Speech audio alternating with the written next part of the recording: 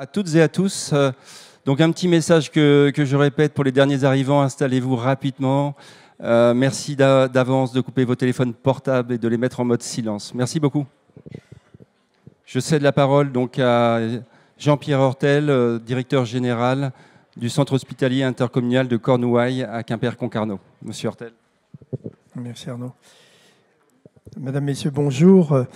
Mon propos va être court, c'est introductif.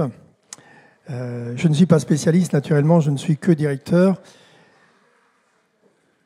En 3 mots, simplement, effectivement, ce risque cybersécurité, on a conscience que c'est un risque majeur pour la continuité de nos activités. Je remercie le docteur Fabre d'être présent. Nous aurons un vécu concret qui va nous être présenté.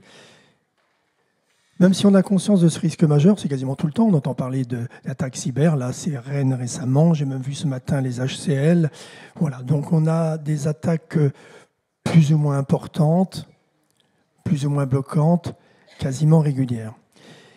La question que nous avons, c'est déjà de bien l'appréhender. Alors cette conférence va contribuer à que nous ayons une connaissance un peu plus fine du risque, surtout de la prévention. Naturellement, c'est l'élément majeur, c'est dans notre quotidien d'utilisateur d'outils informatiques, notre quotidien aussi en tant qu'installateur, en tant que technicien de l'informatique, toutes les personnes qui sont là pour mettre en œuvre notre système d'information, s'assurer qu'il y ait tous les systèmes qui seront mis en œuvre. On est bien au-delà maintenant des pare-feux, c'est très élaboré. On a même l'intelligence artificielle qui est dans les deux sens. L'intelligence artificielle pour fonctionner correctement, l'intelligence artificielle pour fonctionner mal. Donc c'est très compliqué. Mais pour autant, comme une conclusion qui a été déjà dite ailleurs, et je l'ai revue là récemment, la question n'est pas de savoir si on va se faire cyberattaquer, mais quand. Et l'élément majeur pour nous, c'est de préparer déjà le plan de continuité de notre activité, considérant qu'on n'a plus rien. L'exemple qui va être donné là montre comment ils ont réagi dans l'immédiateté. Donc on a vu le temps très long qu'il a fallu pour arriver à revenir progressivement, et encore ce n'est pas certain que tout soit encore revenu, mais la question que nous avons, la prévention naturellement, la sensibilisation naturellement, appréhender le risque naturellement, mais de se dire ça se produit, ça va se produire. Comment aujourd'hui nous mettons en œuvre notre plan de continuité d'activité? Comment nous y pensons et nous le rédigeons et nous le vérifions? Ça, c'est majeur. Et quand on se pose la question, non, une fois plus, façon l'exemple de Dax, il n'y a plus rien. Il n'y a plus rien, c'est le laboratoire, c'est l'imagerie, on repart au papier, mais les PC ont été infectés, donc c'est des portables, c'est les téléphones aussi. Il n'y a plus rien. Comment on fait? Et là, c'est un travail qui est long. Et profitons du moment dans nos établissements, quand on n'est pas encore cyberattaqué, pour élaborer en permanence ce plan de continuité d'activité et l'actualiser. C'est pas on l'a mis dans un coin, on verra plus tard. Donc c'est un travail nouveau. C'est un travail nouveau, on n'est pas habitué à cela. Voilà un petit peu, la règle que nous aurons à avoir. Et un élément qui, moi, m'inquiète en tant que chef d'établissement, c'est l'énergie, l'électricité. Alors, je ne profite pas du moment de la crise internationale. J'entends par là de la guerre Ukraine où on attaque les centrales d'énergie dans un but de guerre. Mais vous savez que nos ordinateurs, notre informatique, c'est majeur, mais l'élément majeur, c'est l'électricité. Si nous n'avons plus d'énergie, et là aussi, les cyberattaquants peuvent être brillants, et il y a de l'informatique partout. Si, à un moment donné, l'électricité bloquée ne peut plus fonctionner, et ça ne sera pas un groupe électrogène qui va fonctionner pendant 2 jours, pendant 3 jours, pendant 1 semaine. La crainte que nous aurons pour les semaines, les mois à venir, ça va être l'énergie. Le fait qu'il n'y ait plus d'électricité. Que ce soit sur un établissement ou sur la centrale électrique qui nous amène l'électricité. C'est ça l'élément majeur à venir. Et là, de toute façon, il n'y a plus d'énergie. Donc là, quels que soient les ordinateurs, ça ne fonctionne plus. Donc, voyez-vous, on est vraiment dans une une période, un moment où cette cybersécurité va même bien au-delà de nos outils au quotidien, parce que la question de l'énergie va se poser. Merci à vous, merci de votre présence, et puis bonne conférence, et à nouveau merci à vous, docteur, pour votre participation.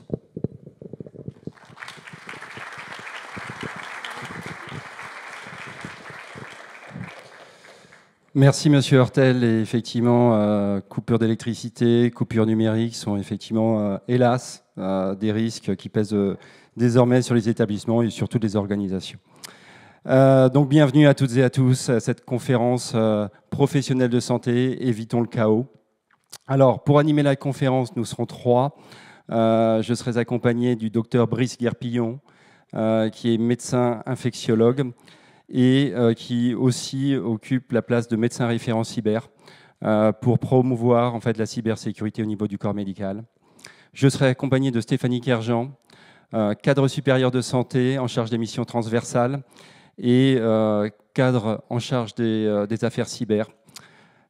Et moi-même, donc Arnaud Meunier, je suis le RSSI, le responsable de la sécurité des systèmes d'information des établissements du GHT Union Hospitalière de Cornouailles. Alors, quelques mots brefs sur le GHT Union Hospitalière de Cornouailles. C'est un GHT qui propose donc des soins, une patientèle de 300 000 personnes. Nous sommes organisés autour de 5 établissements de santé, 3 établissements de santé publics, 2 ESPIC. L'établissement support est le centre hospitalier intercommunal de Cornouailles, à Quimper et Concarneau, le PSM du Finistère Sud et le centre hospitalier de Douarnenez. Donc, nous sommes basés à Quimper, dans différentes villes, Quimper, Concarneau, Pont-l'Abbé.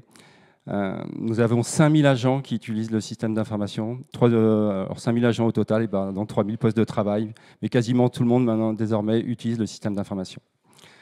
Alors, cette conférence, elle se tient aujourd'hui grâce à vous, le public. Merci d'avoir fait le déplacement ici en présentiel. Merci de vous être libérés sur la pause du déjeuner. On sait que la cybersécurité, ce n'est pas dans vos préoccupations quotidiennes. Et on vous remercie vraiment pour ce temps que vous y consacrez.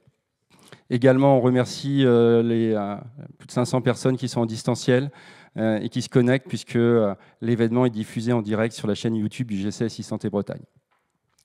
Il faut aussi remercier nos sponsors, donc le GCSI Santé Bretagne, représenté aujourd'hui largement et notamment par son directeur. Je remercie l'Agence pour la sécurité des systèmes d'information de santé, qui effectivement aussi sponsorise l'événement. Et puis merci pour le soutien de la FHF Bretagne, merci pour le soutien de la RS Bretagne et également de l'Agence économique de développement de la région Bretagne. Et bien sûr, Jean, je me tourne vers toi. Après un périple de 12 heures qui t'a amené de Dax jusqu'à Quimper, 2 vols, merci à toi d'être là pour nous faire part de ton expérience et peut-être nous prodiguer quelques conseils pour tout ce qui touche à la gestion de crise. Voilà, alors comment ça va se passer ? Nous sommes ensemble jusqu'à 14 heures. Il y aura 2 séquences de questions-réponses de 10 minutes. Pour ceux qui sont en présentiel, des micros vont circuler. Et en distanciel, nous aurons 2 personnes là-haut qui vont surveiller le chat YouTube et sélectionner les questions. On estime qu'on pourra prendre entre 2 et 3 questions. A posteriori de l'événement, toutes les questions seront répondues, peut-être pas en séance aujourd'hui, mais a posteriori, on répondra à toutes les questions qui auront été posées via l'Internet. Et très prochainement, d'ici on va dire 2 semaines, ceux qui n'auront pas pu assister à l'événement pourront le voir sur la chaîne YouTube du GCSI Santé Bretagne. À la fin de la conférence, si vous avez encore un petit peu de temps et si vous voulez échanger de façon informelle avec le docteur Jean Fabre, on restera 1 heure autour d'un café ici. Voilà, donc je vais céder la parole à Stéphanie.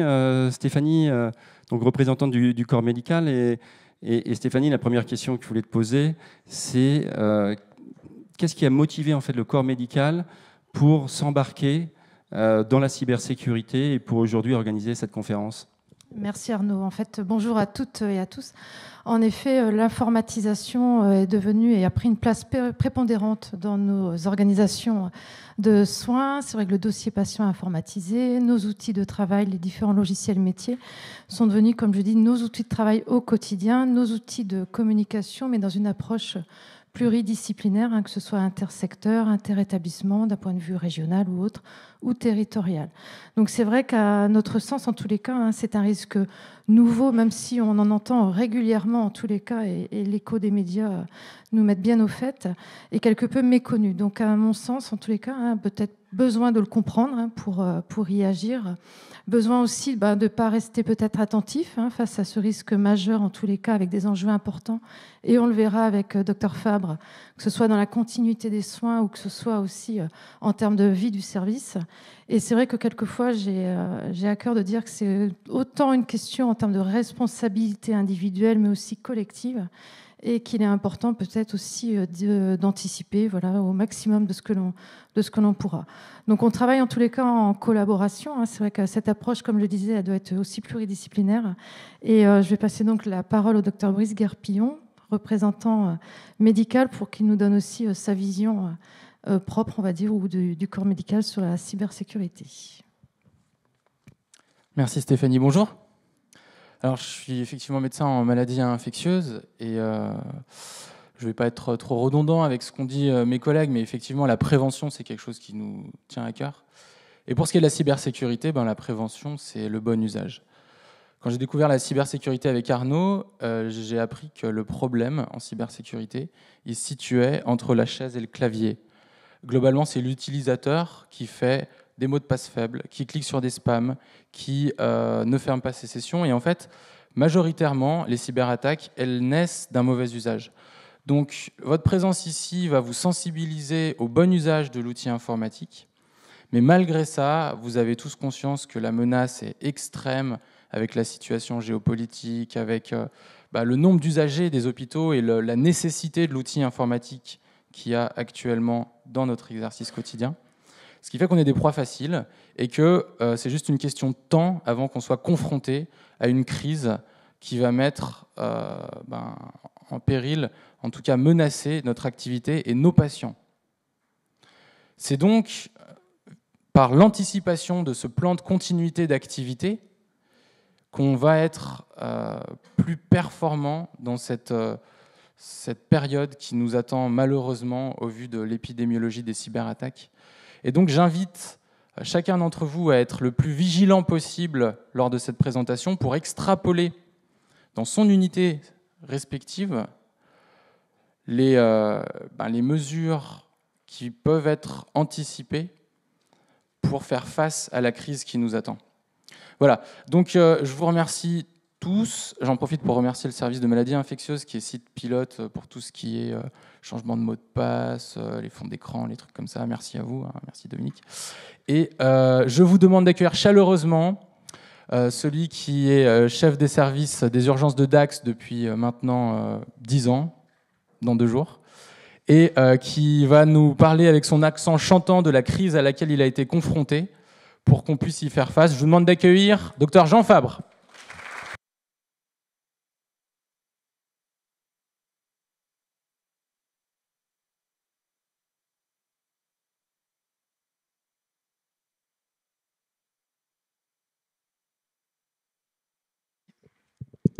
Oui, ok. Mais comme vous l'avez fait les 4, mais je vais le faire moi aussi, un petit mot en préambule. D'abord, bonjour à celles et ceux présents aujourd'hui, en présentiel et en visio. Je sais que vous êtes très nombreux. Je vous en remercie sincèrement. Ce qui va me permettre surtout de faire un petit mot pour l'équipe projet, pour remercier Arnaud, ceux que j'ai rencontrés hier, Stéphanie et Brice, pour dire qu'en effet, j'ai été en contact avec Arnaud il y a quelques mois pour préparer cette journée. Évidemment, j'y ai répondu favorablement, immédiatement, tant l'énergie déployée par ce groupe de travail est intense et ne s'est jamais démentie. Donc je voulais vous remercier, le groupe projet, et vous dire que vous remerciez certainement, mais vous félicitez pour ce que vous faites. Vous servez votre établissement et certainement bien au-delà. En tout cas, merci de m'ouvrir les portes de votre ville, de votre région, de votre établissement, de votre GHT, pour me permettre de vous parler d'un sujet qui me tient beaucoup à cœur, autant qu'il m'a fait mal, qu'il nous a fait mal. Puisque, comme vous le savez, on a été confronté à une cyberattaque de grande ampleur. Donc je vais relever le défi avec vous, de vous expliquer en 1h30, un petit peu moins, 6 mois, au moins 6 mois de galère dans notre établissement. Alors déjà, où sommes-nous situés? Vous connaissez certainement les Landes, dont Dax, hôpital de moyenne importance, avec un plateau technique quasi complet. 45 000 passages aux urgences, ça fait quand même un des services d'urgence très impacté au niveau régional. On a un bassin de population, comme ici, j'ai vu, à peu près de 300 000, un petit peu plus maintenant. Notre hôpital support, c'est Mont-de-Marsan, la préfecture. On a des établissements quasi équivalents en termes d'activité. Nous, on travaille un petit peu plus avec l'hôpital de Bayonne, qui est à 50 km au sud de notre établissement. Enfin, en tout cas, on n'est pas dans une zone économiquement ou géopolitiquement stratégique dans le pays. Enfin, en tout cas, rien qui nous laissait présager qu'un petit groupe de hackers ukrainiens s'intéresse à notre établissement, en tout cas. On a fait la une des journaux, longtemps, souvent. Ça, c'est notre établissement.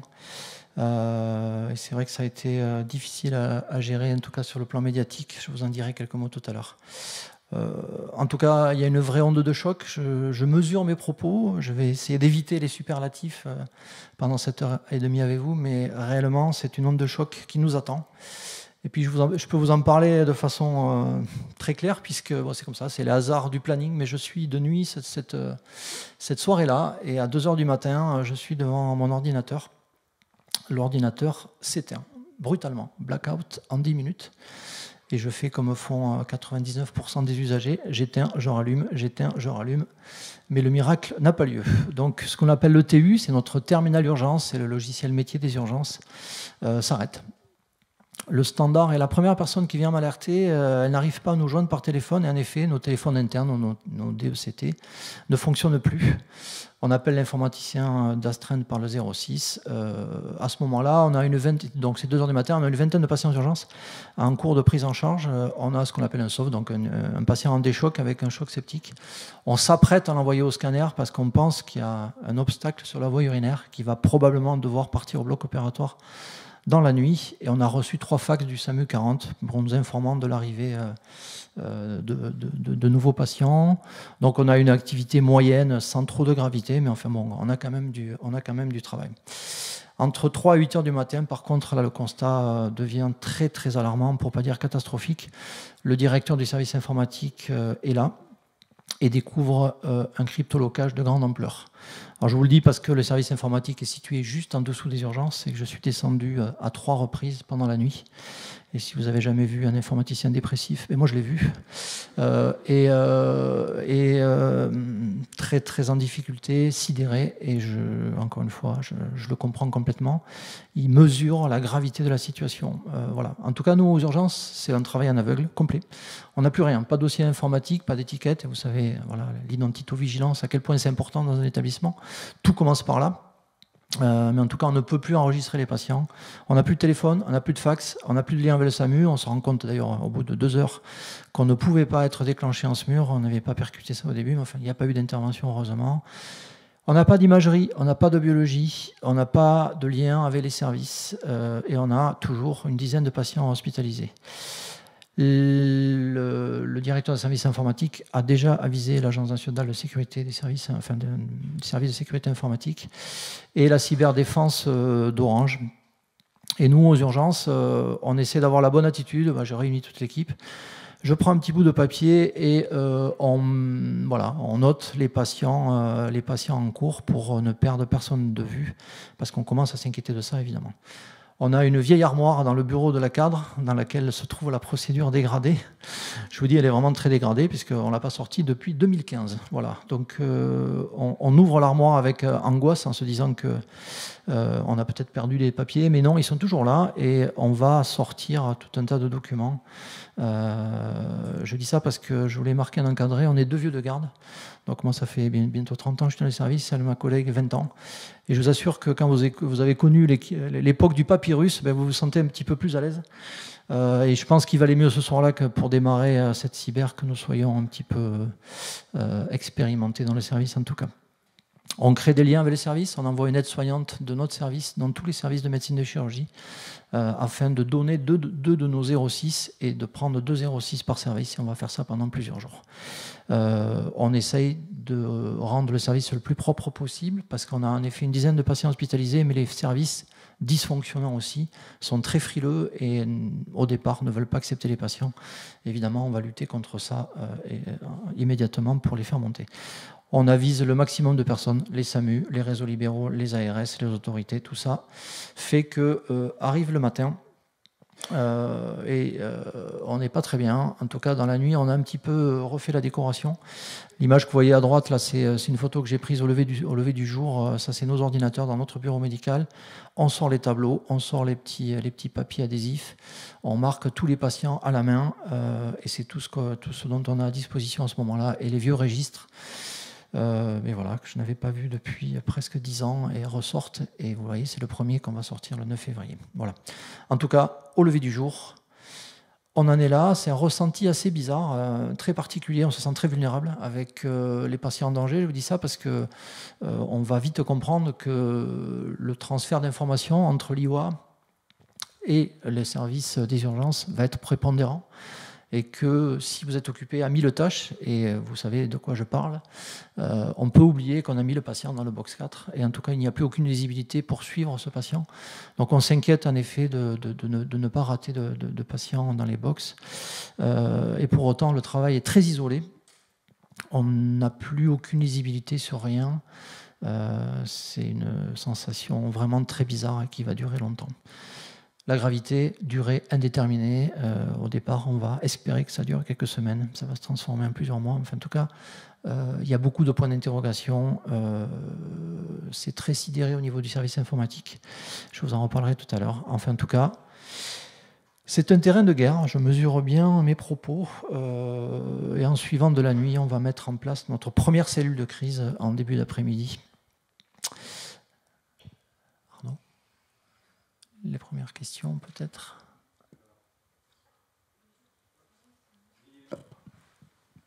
Allô. Effectivement, on va faire une petite pause au cas où vous ayez des questions. On va d'abord passer les questions en présentiel. Stéphanie, Brice, est-ce que vous avez une question? Et ensuite, j'inviterai les personnes de la salle ici à poser une question. Merci Jean. Effectivement, ça fait vraiment peur décrit comme ça. Et par curiosité, pour comprendre vraiment l'impact chez les patients, le choc septique avec la pielle obstructive, il a pu être dérivé ou... Alors en fait, vous le verrez là dans les diapos suivantes, on n'a pas grand-chose qui fonctionne, mais le scanner fonctionne et l'IRM fonctionne. Donc, sans étiquette. On va l'amener au scanner. Voilà. C'est le seul qui va passer à travers les mailles du filet cette nuit-là. Et ça va nous permettre de pouvoir contacter le chirurgien. Et en effet, on lui a monté une sonde d'endologie. Il a été opéré la nuit. Mais ça a été une vraie inquiétude. Voilà. Après, c'est la dernière action qu'on a pu mener sans identito-vigilance, en tout cas. Merci. Il n'y a pas eu de décès ce soir-là lié à la cyberattaque? Non. Ok, merci. Donc, docteur Dorval, moi je suis responsable du laboratoire au niveau territorial. Hein. Donc quand on est impacté, nous, c'est tout le territoire. Justement, samedi dernier, 2h du matin, on m'appelle, j'ai plus d'ordi. J'ai un peu pensé à votre histoire, heureusement c'était pas ça, c'est la première chose que j'ai vérifiée. Ça c'était pour l'anecdote, mais pour généraliser un peu la question de Brice, qui était très personnelle sur un cas très précis, tous les logiciels biomédicaux, c'est-à-dire centrale de surveillance, SCOP, etc., n'étaient pas touchés. Vous aviez quand même vos outils de surveillance classiques dans le service. En réanimation, ça se passait comment? La centrale, etc. En fait, la seule entité qui fonctionnait et qui a fonctionné depuis le départ, c'est le biomédical. On a pu continuer à travailler. Alors, je ne me demandais pas pourquoi, d'ailleurs, les informaticiens ne l'ont pas su non plus. En tout cas, il n'y a pas eu de rupture sur les scopes, les reports de scopes, les respi. C'est la seule chose qui a fonctionné. En tout cas, il n'y a pas eu de dysfonctionnement sur la surveillance monitorée des patients. Donc on a parlé de l'imagerie avec l'IRM et le scanner qui fonctionnaient toujours. Côté labo, j'imagine que les machines fonctionnaient, mais la communication était... plus rien n'a marché au labo. Je vais mais vous en parler juste après. Non, mais les dosages étaient possibles, mais voilà, on va récupérer le résultat, c'était un problème, quoi. Okay. Merci. Est-ce qu'il y a d'autres questions dans la salle? Complément de la question du docteur Dorval, on a une question en distanciel qui porte sur les postes de travail sont-ils impactés ou tout le parc informatique? Donc je pense que ça rejoint peut-être aussi la question que vous aviez sur l'ensemble du parc informatique ou pas. Non, il n'y a plus rien. Tout le parc est touché. Il n'y a plus, enfin en tout cas dans notre service, dans les bureaux, dans les box, dans les services, il n'y a plus aucun serveur informatique. Voilà, il n'y a plus aucun PC qui fonctionne nulle part. Fax, ça ne marche pas. Les fax, ça ne marche pas et on s'en est rendu compte assez rapidement puisqu'on ne recevait plus les fax du SAMU pour nous avertir de l'arrivée des patients et de la gravité aussi de l'arrivée des patients puisqu'ils ne pouvaient pas non plus nous joindre. Voilà. Puisque le standard ne fonctionnait pas. On est complètement isolé. Voilà. Oui, bonjour. Alexis Cherubin, je suis directeur des systèmes d'information sur le territoire. Oui, je suis ici en haut à gauche pour vous. Ah oui, pardon, excusez-moi. Question, tous les PC sont en panne, donc les modes dégradés, plus accessibles? Non, on n'avait absolument aucune possibilité de faire fonctionner le moindre ordinateur que ce soit. Voilà. Tout était sur les PC, fichiers enregistrés, et puis rien n'était accessible du coup. On va y revenir juste après, non, il n'y a plus rien. Merci. Voilà. Malheureusement. Très bien, merci Jean. On te laisse continuer sur l'impact sur les services. Voilà, bon, donc là en fait c'était un premier flash pour parler de ce que j'ai appelé l'onde de choc, avec un regard centré sur les urgences. Mais évidemment, et je vais essayer d'être le plus synthétique possible, mais il y a un impact majeur qu'on va pouvoir juger, estimer sur les premiers jours, les premières semaines, avec des impacts profonds par service. Donc c'est vrai qu'à ce moment-là, on a vraiment l'impression qu'on va traverser le pays du Mordor à la quête de l'anneau, mais ça ne va pas très très bien se passer en fait. Et quand vous voyez le constat général informatique, les 200 serveurs de notre établissement sont cryptoloqués et malgré les interventions immédiates du service informatique, le virus va continuer à se propager pendant 5 jours. En tout cas, c'est une paralysie au cœur du système avec une inconnue et des délais très importants imaginés dès le départ sur la reconstruction de nouvelles infrastructures. Enfin, en tout cas, il n'y a plus aucun serveur disponible. Il y avait quelques enregistrements sur bande, mais c'est complètement à la marge. En tout cas, 100% du système informatique est à plat. Alors, le laboratoire, c'est une des premières inquiétudes de notre établissement. Il y a une perte de tous les repères, des bases de documentaires perdues. Donc là, je me suis rendu au labo plusieurs fois. C'était vraiment impressionnant de les voir courir partout. Et ce que je disais hier au groupe projet avec lequel j'ai échangé sur le sujet, je pourrais presque arrêter la présentation sur cette troisième phrase en disant que le labo est extrêmement dégradé. Alors, vous travaillez dans les services, certains dans les services d'urgence peut-être. Le labo nous rend des résultats non plus en 45 minutes à 1 heure, mais en 5 heures. Je ne suis pas en train de vous parler de l'histoire qu'on a tous connue du scanner qui tombe en panne le vendredi après-midi à 17h. On râle beaucoup parce qu'on sait très bien que les services après-vente ne viendra que le lundi et qu'on va se passer de scanner pendant tout le week-end, qu'il va falloir trouver une solution en radiothérapie ou dans d'autres hôpitaux et ça nous fait bien râler. Mais ça dure 48 heures. Là, je vous parle d'une dégradation en termes de rendu qui va durer 4 mois. D'accord ? Pendant 4 mois, on va avoir des résultats en 5 heures. Déjà, c'est plié. Voilà, le fonctionnement des urgences, en particulier, dans l'ensemble de l'établissement en général, est mort. D'accord ? On va y revenir. Et non seulement il va falloir attendre 5 heures, mais en plus, on a des comptes rendus en sortie d'automate qui nécessite un manuel de décodage. C'est-à-dire que vous ne recevez pas la troponine, la natrémie, il y a écrit XZ 2343 PQR. Et ça, il faut aller chercher sur le manuel de décodage à quoi ça correspond. Alors je ne vous dis pas qu'on les connaissait tous par cœur à la fin, mais quand même, on a dû s'appuyer sur un manuel de décodage. Ça vous fait très plaisir. Non, parce que non seulement vous attendez 5 heures, mais en plus, il faut aller trouver la ligne qui correspond aux chiffres. Non, mais c'est un enfer. Hein. Voilà. Donc voilà où on en est sur le plan du labo. Et malgré l'extrême bonne volonté, on en reparlera tout à l'heure, des personnels du labo, ils sont mis en échec total au départ. La stérilisation et le bloc opératoire, il n'y a plus aucune libération de l'eau. On a 3 appareils qui délivrent les lots. Il n'y a plus aucune traçabilité, aucun fonctionnement, ce qui veut dire que pendant 15 jours, on arrête toutes les programmations. Enfin, vous voyez ce que ça veut dire. Vous avez peut-être tous, certains, bénéficié de chirurgie programmée, un col du fémur, une vésicule, n'importe quel geste à faire pour lequel vous avez attendu plusieurs semaines, plusieurs mois, parfois. Eh bien, on annule. On annule tout ça pendant 15 jours pour se concentrer uniquement sur les urgences parce qu'on manque de l'eau. Voilà. La sous-traitance, c'est très difficile, on y reviendra tout à l'heure. On a une seule clinique privée dans notre ville qui prend peu, alors qui ne prend pas d'urgence et qui a une activité très moyenne, enfin en tout cas qui n'a pas été capable de nous aider pour compenser ce dysfonctionnement de la stérilisation. Ça a été un vrai problème et ça je vous en parlais de préparation et d'anticipation. Nous on n'avait pas du tout imaginé que la stérilisation devait faire partie des plans de reprise d'activité prioritaires, et bien maintenant on le sait. Voilà. La pharmacie, c'est la cata. Toutes les équipes sont sur papier avec un temps infini de saisie. Il n'y a plus rien qui fonctionne. Et je vais vous citer l'exemple de la chimiothérapie avec la drug cam. Vous savez ce que c'est probablement.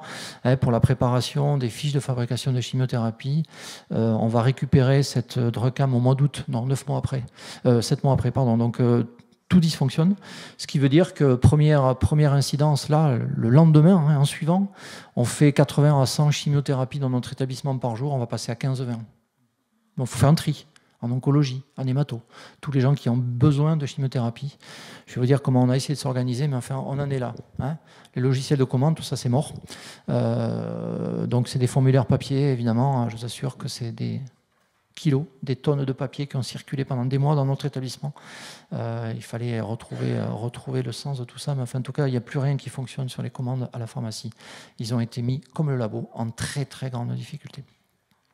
La radiothérapie, arrêt de toutes les prises en charge, vous savez à quel point c'est stratégique pour un établissement aussi.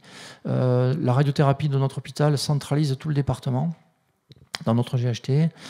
Donc il n'y a plus aucun accès aux dossiers médicaux, il n'y a plus de pilotage des accélérateurs, il n'y a plus aucun historique des expositions, enfin tout ça est perdu.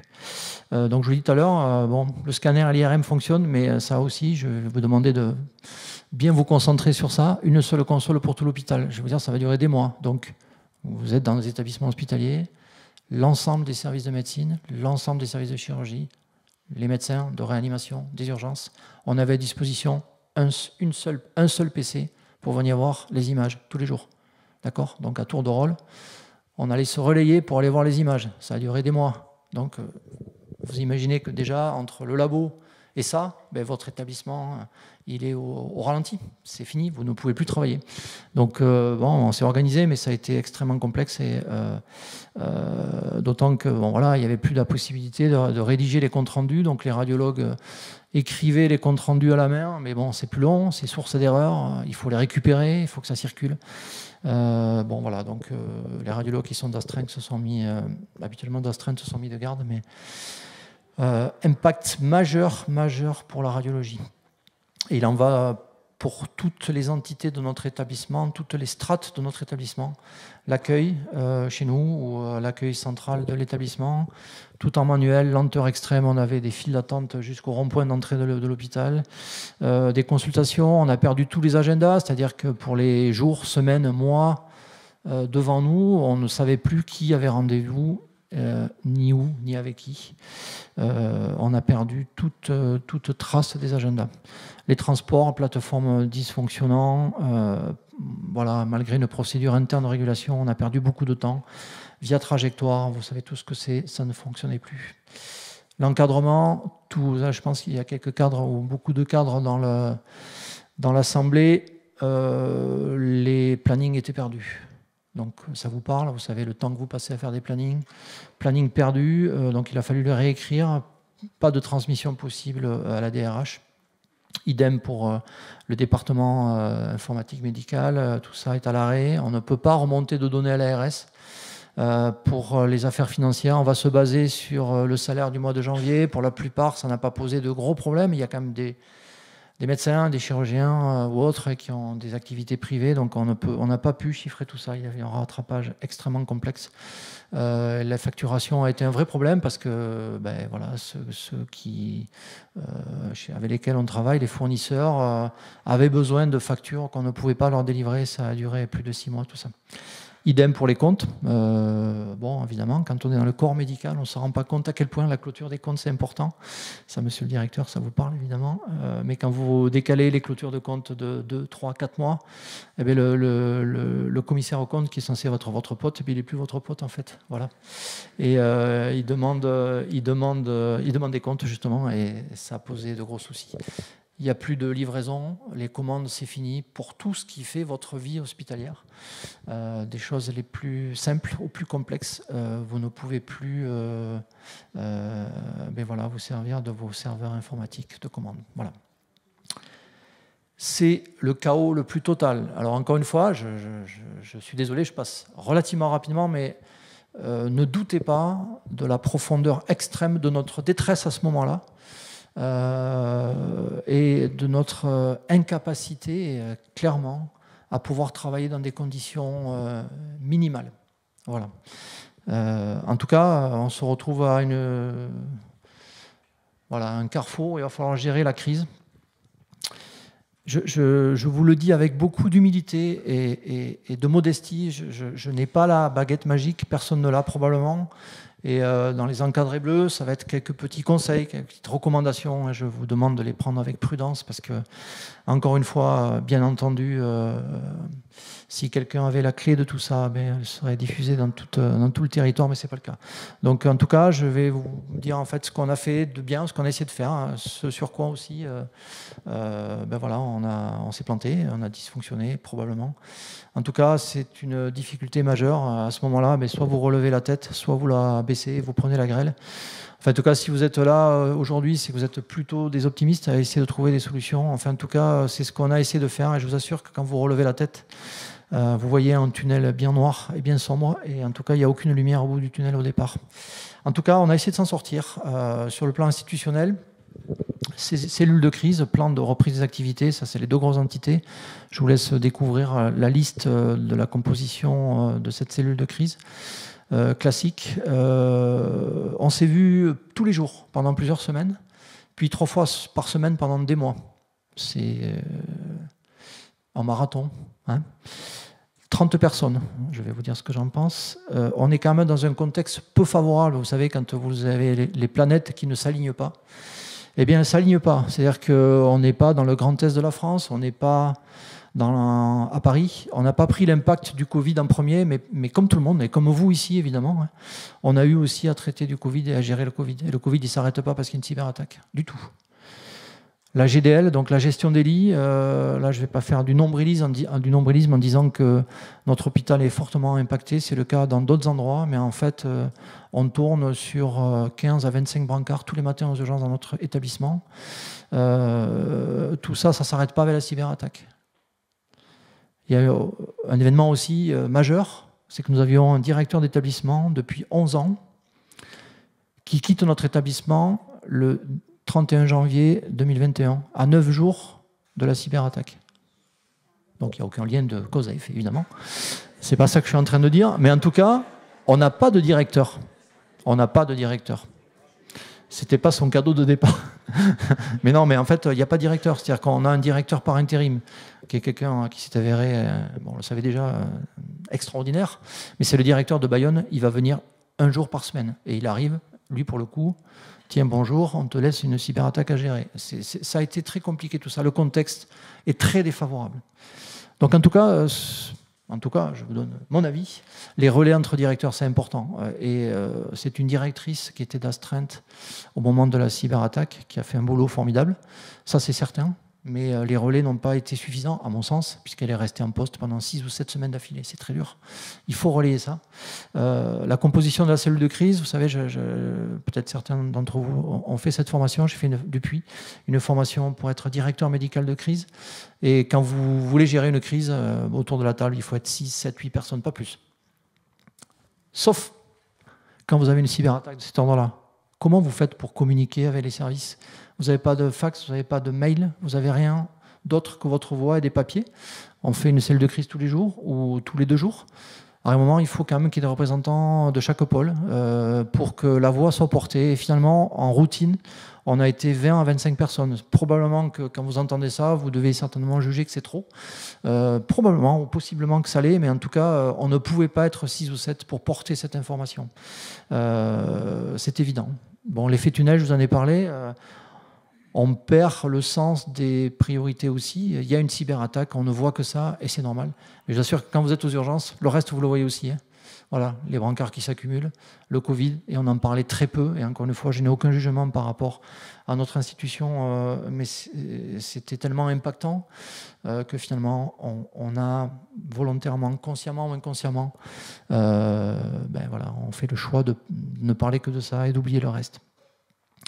La communication du PRA, ça a été un souci. C'est la stratégie du PRA est fondamentale pour notre établissement. Je pense que, évidemment, chaque service a envie d'être servi le premier, ne comprend pas pourquoi le voisin est avec lui. Je pense qu'on a probablement manqué un petit peu de communication, d'expliquer pourquoi les choix étaient faits et dans quel sens. En tout cas, c'était une problématique. Mais c'est tellement difficile de gérer un plan de reprise d'activité dans des conditions comme ça que, encore une fois, je n'ai aucun jugement négatif par rapport à ça. On n'avait pas de directeur médical de crise. Depuis, on est 2 urgentistes à s'être formés. On n'a pas encore été jusqu'à mettre ça en place, mais en tout cas, nous y comptons et je pense que c'est une chose, enfin un point important à mettre en place dans les établissements. Le service informatique, travail acharné sur plusieurs mois, vous vous en doutez. On n'était pas loin de 10 équivalents temps plein supplémentaires pour remettre tout ça en place. Je vais passer rapidement, mais pour vous dire qu'au bout d'1 mois, on a récupéré le DPI sur quelques postes. Alors voilà ce qu'ils ont fait. On avait une salle à côté de l'entrée principale de l'établissement dans laquelle étaient positionnés 6 PC, dans lesquels, hors réseau, on avait récupéré notre DPI.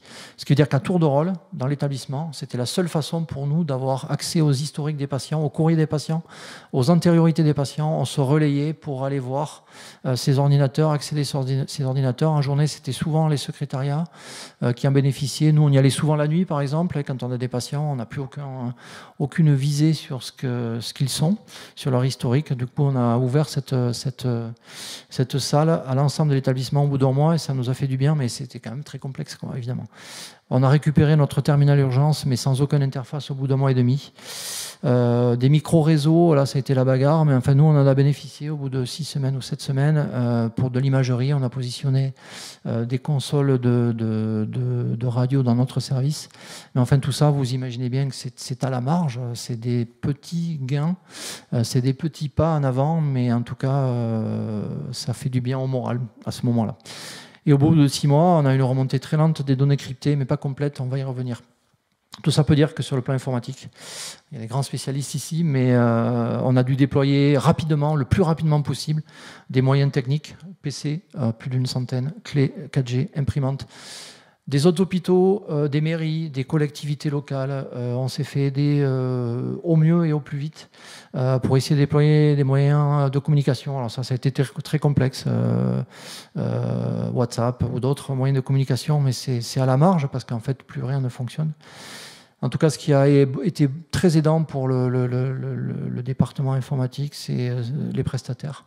Les rapports étaient bons avant et heureusement, notamment avec Databack qui a permis de récupérer des données au bout de quelques mois, mais ils ont fait un boulot formidable à nos côtés. Et l'ANSSI qui nous a guidés, puisque ça a été... voilà, en fait, ils sont arrivés dans les premiers pour nous conseiller de ne pas payer la ransomware que nous avons reçue quelques jours après. Enfin, c'était plus qu'un conseil, c'était presque un ordre, je dirais. Mais enfin, en tout cas, il a fallu s'appuyer sur toutes ces personnes en curatif, en préventif. Ce qui est évident, c'est les mots employés par nos informaticiens, le renforcement des lignes du château fort. Ça paraît évident, mais finalement, ça n'était pas tant que ça. Et en tout cas, les sauvegardes externes, nous n'en avions pas. C'est un tort probablement, ou très peu. Mais enfin, en tout cas, maintenant, je vous assure qu'on en a. De partout. C'est un conseil très appuyé de nos services informatiques de sauvegarder en externe, évidemment. Ils ont été très sollicités sur le plan médiatique. Ça, Arnaud, tu sais faire, mais tu serais certainement fortement sollicité, je vous dis, parce que notre directeur des services informatiques a été mis en difficulté sur ce point-là aussi, comme nous tous d'ailleurs. La sensibilisation des utilisateurs, ça vous y êtes mis. Je sais le travail énorme que fournit le groupe projet et ce que vous essayez de faire dans vos services. Mais franchement, bravo, c'est ça qu'il faut faire. Ça va dans le sens, en tout cas, des recommandations que nous pouvons vous proposer ici, évidemment. Aux urgences, la première chose que j'ai faite, c'est la mise en place d'une cellule de crise interne. Ça a été très bien parce que on était 6 acteurs, une personne du standard, une personne du secrétariat d'accueil, une personne du secrétariat des urgences, une infirmière, la CAD des urgences et moi-même. C'était 1 heure, pas 1h05, 1 heure, pas plus, et on déployait le parcours patient. Il y avait 1000 problèmes tous les jours. Ça a été un des secteurs pour nous les plus impactés. On a réussi à résoudre tout un tas de problèmes. Et ceux qu'on n'arrivait pas à résoudre, on les remontait auprès de la cellule de crise institutionnelle. Le premier jour, je ne pense pas que vous arriviez à lire, mais enfin, ça c'est un groupe WhatsApp que je mets en place le 9 dans l'après-midi, où j'annonce certaines choses à mes collègues. Et ça a été notre seule possibilité de communication entre médecins. Où j'annonce que, a priori, nous partons pour au moins 15 jours, 3 semaines de remise à niveau.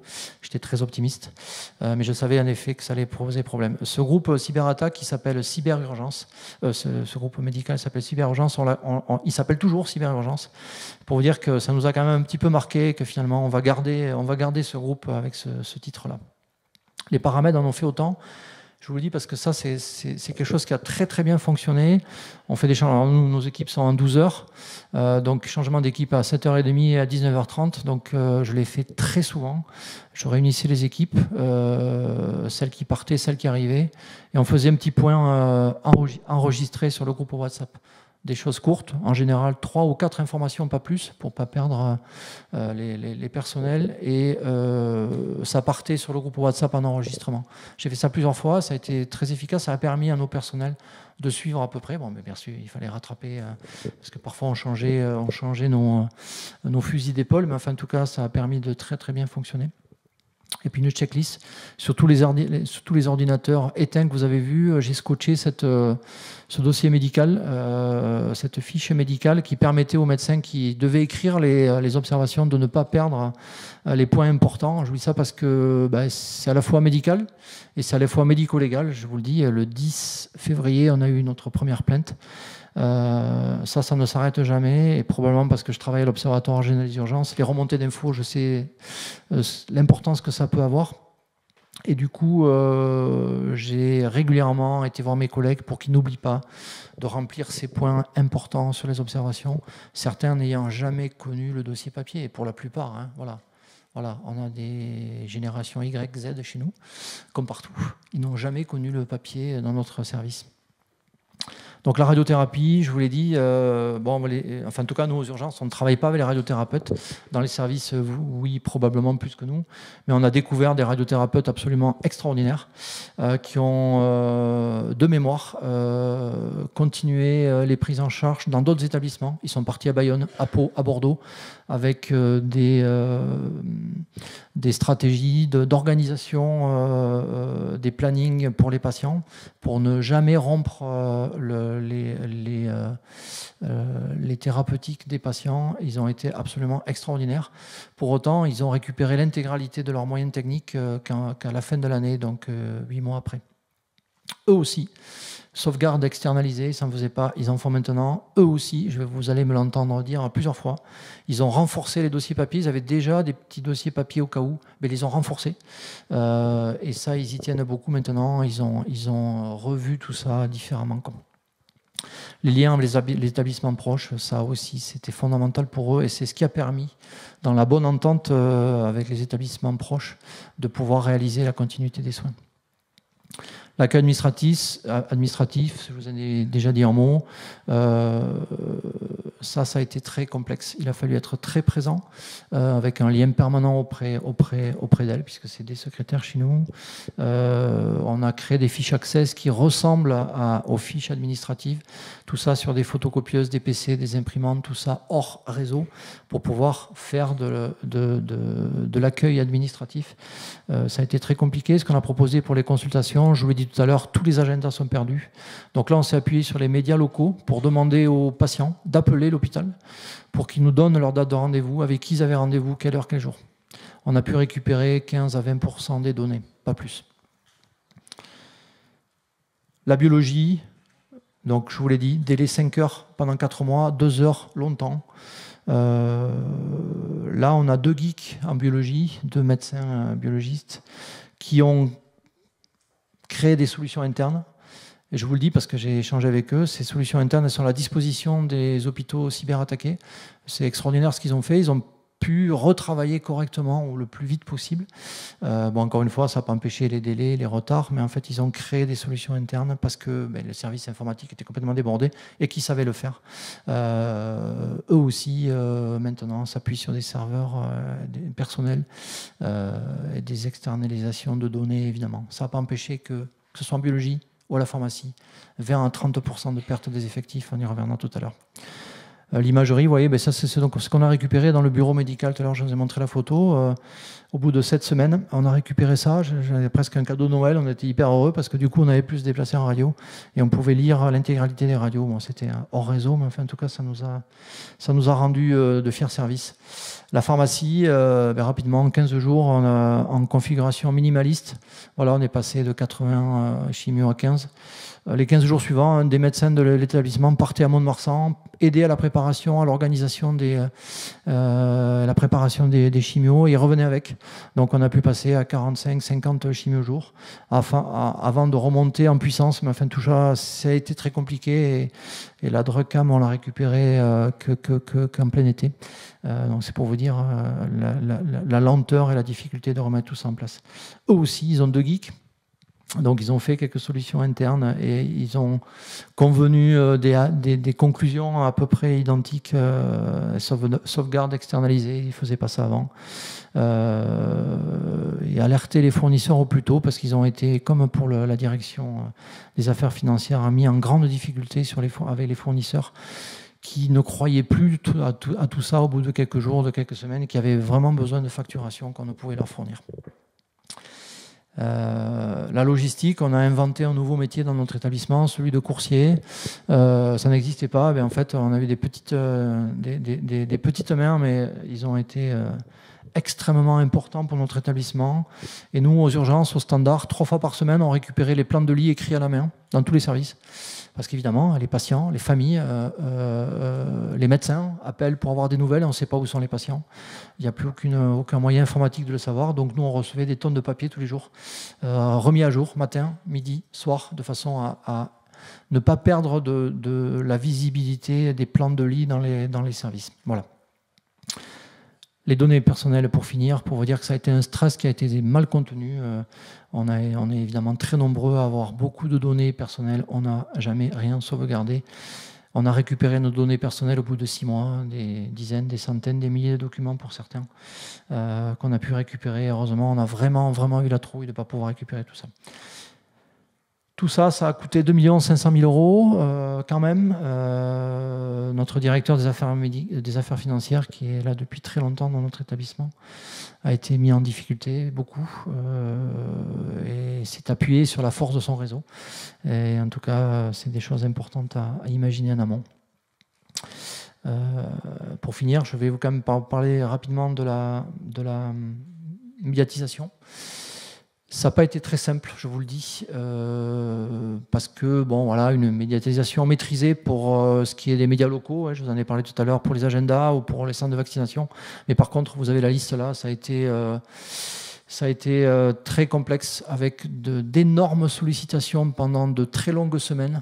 Tous ces médias sont passés chez nous, écrits, télévisés, enfin bon, ça a été compliqué.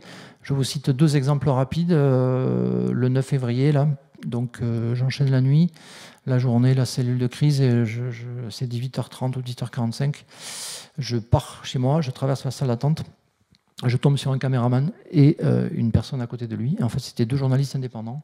Il est 18h45 qui viennent pour faire un rush. Ils ont entendu parler de la cyberattaque qui vient d'avoir lieu. Et ils veulent faire un petit rush pour le JT de TF1 à 20h, donc 1h15 après. Donc voilà, c'est des choses comme ça qui arrivent. Donc on y a répondu favorablement. Le sujet était absolument nul. Mais enfin, en tout cas, on doit répondre à ça. Et puis l'autre, c'est un mois après. Vous savez, je crois, nous, c'est le 9 février. Villefranche-sur-Saône, c'est le 15 ou le 16 février. Donc notre président de la République décide d'un plan d'investissement de soutien numérique et décide de faire une table ronde entre l'hôpital de Dax et l'hôpital de Villefranche-sur-Saône. Et il décide surtout de faire une vision en direct dans un service. J'ai choisi le nôtre, évidemment. Donc là, je suis de nuit la veille et je pars sur un accès dans la voie publique à 25 minutes de Dax. Et pendant le trajet, le directeur ou la directrice m'appelle pour me dire qu'on va avoir un direct avec la cellule de crise de l'Élysée le lendemain. Bon, alors en effet, c'est un souvenir extraordinaire. Je n'en tire absolument aucune gloire, mais enfin, vous retrouvez quand même avec la directrice d'Astreinte qui arrive avec sa perche et son téléphone. Et là, vous le voyez peut-être pas, mais on est sur la cellule de crise de l'Élysée. Et donc moi, j'ai l'arrière du téléphone. L'arrière du téléphone, bon, j'ai ma blouse froissée parce que ça fait un petit moment que je suis debout. Et voilà. Mais j'ai notre président qui me pose des questions pendant 3 ou 4 minutes sur la cyberattaque. C'est ça qui se passe aussi quand vous êtes confronté à de tels événements. Et je vous assure que c'est difficile, qu'on n'est pas bon parce qu'on ne sait pas faire. Alors depuis, certains ont fait du média training, bon, ça c'est limite. Mais voilà, c'est une vraie difficulté qui nous tombe dessus aussi. Voilà, en tout cas, en synthèse, on s'est empressé de matérialiser, c'est ça qui nous sauve. Pour s'empresser de à nouveau dématérialiser. Alors, je ne suis pas là à remettre en question l'évolution de ce que sont nos sociétés, de ce qu'est notre planète. Mais nous, on a trouvé les limites. Je vous assure qu'on a revu les choses différemment. On a prévu, on a mis en place des logigrammes de dispense des soins, on a réécrit des procédures dégradées dans quasiment toutes les unités, on a renforcé nos documents papier. Alors, ça ne va pas dans le sens de l'histoire numérique et informatique de notre planète, mais c'est ce qu'on a fait. Et c'est un peu ce paradoxe, en effet, on est sauvé par le papier et on s'empresse de le déchirer. La gestion de crise, c'est compliqué, je vous l'ai dit tout à l'heure, il faut co-construire les priorités du PRA. C'est ce qu'on a fait, c'est en cours. On a maintenant priorisé certains services. Tout ça n'est pas encore terminé, on travaille dessus, mais enfin, en tout cas, c'est important. Certains nous ont posé la question de détourner l'activité en amont. Ça, c'est complètement illusoire. Je vous dis parce que vous le savez, il y a un plan numérique qui est écrit par la DGOS en cours, qui est fini, mais qui va être délivré dans quelques semaines ou quelques mois. Bon, ils m'ont proposé en lecture pour la toute partie médicale. Et c'est ce qui est écrit. Détourner les activités au maximum de ce que vous pouvez faire. Enfin, moi, nous, on est à Dax. Les 2 hôpitaux les plus proches, ils sont à 55 km. On a une clinique qui ne prend pas d'urgence. Enfin, ça, c'est du rêve. C'est du rêve. Pour autant, c'est une des grandes conclusions de notre cyberattaque, c'est que, en fait, on est un petit peu seul. Nous, on a très vite vu aux urgences que les 100 à 120 passages quotidiens n'étaient pas jouables avec une cyberattaque d'un tel niveau, et qu'on était certainement capable de s'occuper de 50 à 60 patients, pas plus. Ça a duré 10 jours. 10 jours, d'accord ? Parce que, voilà, vous avez beau le dire gentiment, diplomatiquement, parfois plus fermement, parfois vous, chef de service, souvent notre direction, mais en fait, les gens n'y croient plus. Voilà, on ne se rend pas compte tant qu'on vous y êtes pas, vous vous rendez pas compte à quel point c'est grave et à quel point ça dure. Voilà, et du coup, on a repris notre activité quasi normale. Détourner les activités en amont dans un territoire comme le nôtre, je pense que vous êtes un peu dans la même difficulté, vous seriez dans la même difficulté, c'est à mon sens complètement illusoire. On n'est pas à Paris où il y a un hôpital et 43 autour, c'est pas possible de faire ça chez nous, c'est pas possible. Voilà. Ce qu'on n'a pas mesuré, mais on s'en doute un peu, c'est l'impact sur l'attractivité. Je vous assure, ça ne donne pas envie de venir à Dax quand vous savez qu'il y a ça. Recruter des paramédicaux, des médecins, ça a été un vrai problème qu'on n'a pas chiffré, mais il y a un réel impact sur l'attractivité, sur la morbimortalité. On ne l'a pas chiffré non plus. Mais enfin, en tout cas, moi, ça, j'ai regardé dans notre service, augmentation des temps d'attente, augmentation des temps de passage, augmentation des brancards. Enfin, vous le savez, je ne vais pas vous l'inventer, augmentation du nombre de brancards, augmentation de la morbimortalité. Donc, c'est sûr que ça a un impact. Donc, vous perdez des patients. Alors, nous, pour répondre à ta question, Brice, on a été extrêmement vigilants sur les urgences vitales. On n'a perdu personne aux urgences, mais par contre, les retards de délai, ça joue sur la morbimortalité, c'est certain. On ne peut pas y échapper à ça. Les moyens donnés, on va y revenir tout à l'heure, au DSI, c'est fondamental. La vision élargie, j'enfonce des portes ouvertes, mais enfin, si vous n'êtes pas en bon terme avec les hôpitaux autour, si vous n'avez pas de convention, si votre GHT est un petit peu essoufflé, bien en fait, ça fonctionnera moins bien quand vous serez en difficulté, évidemment. Le management des équipes ont été en grande difficulté, je pense notamment à la pharmacie. Des personnels sont partis, ont remis en question le management, ont estimé que la communication n'était pas bonne. Ça a été très dur pour des gens voilà, que je connais très bien et qui se sont fortement investis, mais le management a été remis en question. Je tiens quand même à dire qu'il y a des points positifs dans tout ça. Voilà, moi je suis très attaché à cet établissement. Ce que j'ai pu constater, c'est qu'on a réussi à casser les barrières. Voilà. Les mauvaises ententes, les chamailleries du quotidien ont disparu pendant plusieurs mois. On a été capable, à part certains évidemment, qui font leurs petits caprices, certains chirurgiens notamment, qui voulaient leur solution. Ouais, je n'ai pas pu m'empêcher, je suis désolé.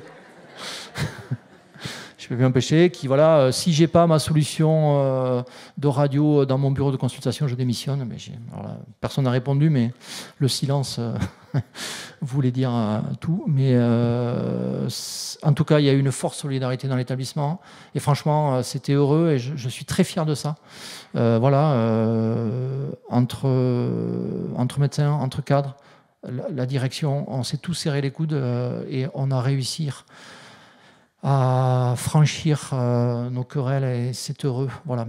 On a renforcé les lignes informatiques voilà, sur les procédures internes et on est ressorti plus fort. Je vous dis ça maintenant avec un peu de sourire, un peu d'ironie, mais je vous assure que quand on démarre tout ça, c'est pas gagné. Arnaud ? Oui, écoutez, je vous propose de passer à la deuxième séquence de questions-réponses. Brice, Stéphanie, est-ce que vous avez quelques questions de nos amis en distanciel? Oui, tout à fait.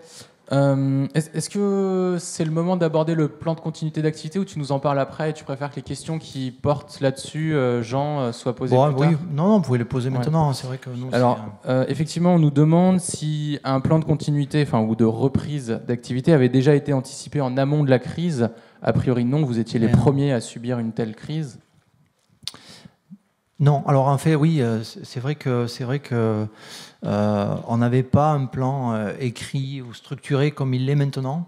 Encore une fois, je suis prudent dans ce que je vais vous dire parce que vous savez, quand vous êtes impacté comme ça, il faut se donner du temps derrière. Voilà. Et le groupe, le comité de direction, le président de CME, le directeur de service informatique ont œuvré pour que en direct, ce plan puisse fonctionner le plus correctement possible. Ils ont été mis en difficulté devant des stratégies remises en question, mais encore une fois, c'est parce que chacun a tellement de difficultés dans son quotidien qu'il veut être servi en premier. Ce que je veux dire par là, c'est que ce plan de reprise d'activité, il n'est pas complètement ficelé. Voilà, il y a un travail qui est mené, qui va être mené, qui va être continué, poursuivi. Voilà, nous, on a déjà ciblé ce que je vous disais tout à l'heure, par exemple, par rapport à l'AST, c'est des éléments qu'on a remontés en tête en priorité sur le plan de reprise. Mais ça, par contre, je ne sais pas s'il y aura d'autres questions là-dessus. Nous, comme les solutions qui ont été proposées en interne, au labo, en pharmacie, nous, c'est des choses qu'on souhaite partager. Voilà. Donc, encore une fois, tout ça n'est pas complètement ficelé, ni finalisé à l'heure actuelle, mais bien sûr, c'est un point essentiel sur lequel on a travaillé. Une question un peu dans la continuité de celle posée par le docteur Brice Guerpillon. Est-ce que nous avons des plans blancs? On est censé faire des tests de plans blancs. On a l'incendie. On est censé faire des formations, en tout cas faire aussi des tests, voilà, des exercices incendie. Est-ce que vous pensez qu'il pourrait être intéressant de faire des exercices cyberattaque? On est attaqué, et donc pour mettre à l'épreuve nos plans de continuité d'activité. Et si oui, selon vous, mais même rapidement, selon quelle manière? Parce que là, on imagine bien, compte tenu de l'impact, l'exercice l'incendie, bon, c'est presque une routine, on le voit, on le fait dans un service. Le plan blanc, bon, l'hôpital continue de fonctionner. C'est déjà pour mobiliser les moyens. Mais là, naturellement, ça serait intéressant de tester cela. Puis après, il y a des modalités de mettre en œuvre. Et ça pourrait être intéressant peut-être au niveau national, justement, qu'il y ait cette proposition de faire ces tests. Ben, avec des modalités peut-être d'accompagnement, mais quand même, ça pourrait être intéressant. Parce qu'autrement, on est dans des journées comme cela, de sensibilisation, naturellement. Dans l'actualité, on en parle tous les jours. Puis après, on revient à notre quotidien. Puis ça fait tellement peur qu'on ne va pas dire, bon, on arrête tout. Alors, moi, je vous conseille fortement de faire ça. Alors, je dis parce qu'on a discuté avec le directeur des services informatiques. Est-ce que même nous, qui avons été fortement impactés, est-ce qu'on ne se remettrait pas à faire quelques petits essais? Alors, beaucoup d'établissements ont essayé de mettre en place des simulations d'impact informatique dans leur établissement. Ça, je pense que vous devez le savoir. Pour autant, nous, on avait commencé à imaginer que ça puisse être fait dans un service. C'est un peu frileux quand même. Les gens n'ont pas vraiment envie de se retrouver avec une journée sans informatique. Ça fait perdre du temps, des dossiers, etc. Bon, cela dit, vous savez, il y a un plan numérique qui va être écrit. Alors, je l'ai lu. Ouais, bon, moi, je ne suis pas informaticien. C'est des grands principes et ça a le mérite d'exister. Je crois qu'il faut défendre ce genre de plan, mais ça enfonce beaucoup de portes ouvertes quand même. Hein, et ce n'est pas ça qui va, à mon sens, vous sortir d'affaire si vous avez une cyberattaque d'envergure. En revanche, moi je vous incite fortement à faire des simulations de plans d'action en cas de cyberattaque. Voilà. Alors bien sûr, c'est difficile en théorie, il faudrait le faire à l'échelle d'un établissement, mais peut-être à l'échelle d'un pôle ou d'un service. Faites-le. Faites-le. Enfin, beaucoup ont envisagé ou ont essayé de le faire. À mon sens, enfin moi, la décision vous appartient aussi évidemment, mais c'est pas sans grincement dedans. Hein. Vous proposez au bloc opératoire de simuler une cyberattaque en pleine journée. Vous allez voir la réaction. Nous, on avait commencé à imaginer ça dans le service de médecine. On a déjà donné.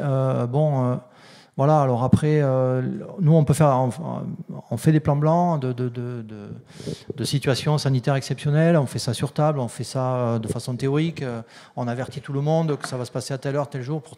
Voilà, tout ça, c'est finalement, on s'en sort relativement sans dommage. En revanche, simuler une cyberattaque, ça impose quand même qu'il y ait une acceptation de certains. Et pourquoi on le fait?